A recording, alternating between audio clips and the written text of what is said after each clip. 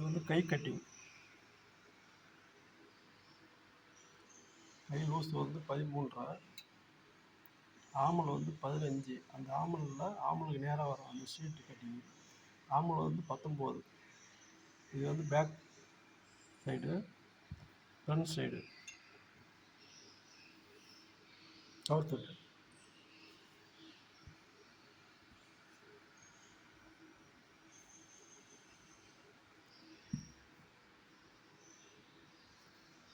பாருங்க,